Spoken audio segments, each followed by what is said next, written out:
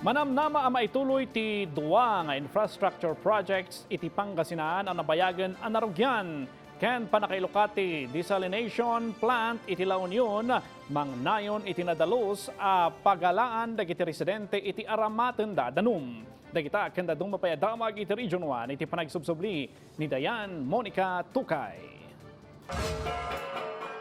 Iti Pangasinan, impasigurado ti Department of Public Works and Highways ti panakailipas ti dua a major infrastructure project iti Villasis Santo Tomas Bypass Road Bridge ken Binalonan Lawak Villasis Diversion Road inton 2027 kalpasan nga ininspeksyon ni Secretary Vince Dizon.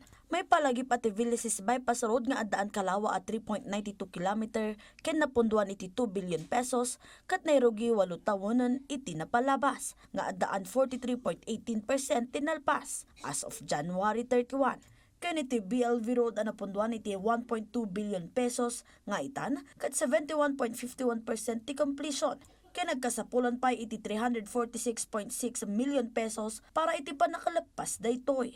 Dinutukan ni Secretary Vince dagiti DPWH officials nga ibirukan da iti funding dagiti nasao a proyekto tapno masiguro ang malpas ken mapagnumaranan dagiti umili. Iti Ilocos Norte, nang ipaay ti agrop 1.3 million pesos sa Holiday Employment Assistance Program, iti sidong ti Department of Labor and Employment para iti 113 a benepisyaryo.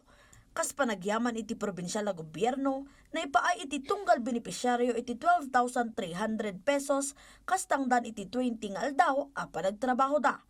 Impanamnaman ti lokal a gobyerno ken Provincial Tourism Office nga asikasuhandan ti kanayunan at trained staff para iti visitor reception, information and event support, kas kanayunan a pamasterkan para kadagiti umili iti probinsya. Iti Matlaonyon, nailukatan ti baro a Poro Point Desalination Plant iti Poro Freeport iti San Fernando City ngayon dalawan ti Poro Point Management Corporation. Panggap tinasao a korporasyon ang mga ipaay iti mapagtalkan a supply ti mainom a danom kadag iti industrial ken commercial nga establishmento ito uneg ti Freeport Zone. Ti maaramat a danom ket manipod iti baybay wenno salin groundwater. Ang may proseso tapno makaipaay iti seguridad iti nalinis a danom ang mga pangpangruna iti salunat ti publiko.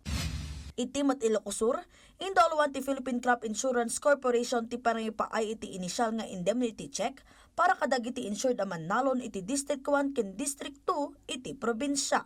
Nakaawat ti agrop 440 a mannalon iti District 1 iti agrop 3.1 million pesos ken 547 a mannalon mat iti District 2 tinaypaayan iti agrop 4.1 million pesos.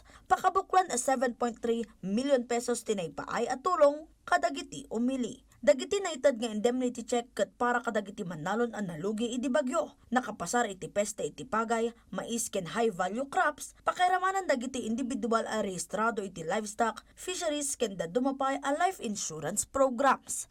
Dayan Monica Tukay para iti Pambansang TV, iti Baro a Pilipinas.